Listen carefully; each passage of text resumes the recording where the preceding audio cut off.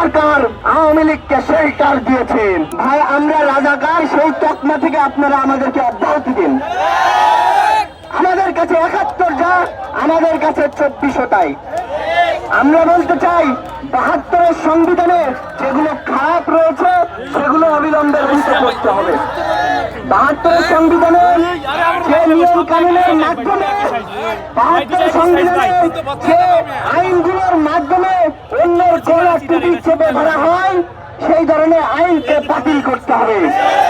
যে আইন দিয়ে খুন এর মতন এত খারাপ কাজকে তারা বৈধতা দিয়েছে, সেই আইনকে বাতিল করতে হবে।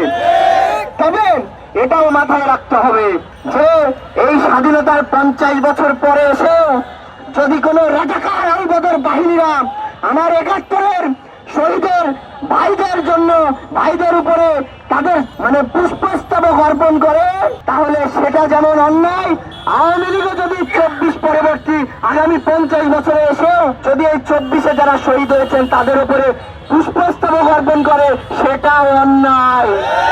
আমরা স্পষ্ট ভাষায় বলে দিতে চাই, আমরা এই জুলাইয়ের পরে দেখেছি, ৫ তারিখের পরে দেখেছি এই অন্তর্বর্তীকালীন সরকার আওয়ামী লীগকে শেল্টার দিয়েছে। কিছু জুলাইয়ের গাদ্দারেরা এই জুলাইকে বিক্রি করে দিয়েছে। আমরা বলতে চাই এই সরকার, এই বর্তমান সরকার এসে এই যে স্পিকার শিরিন শারমিনের মতন আওয়ামী জায়েন্টদেরকে ধরতে পারছে, এটাই ৪৫ দিনের মধ্যে সবচেয়ে বড় সফলতা।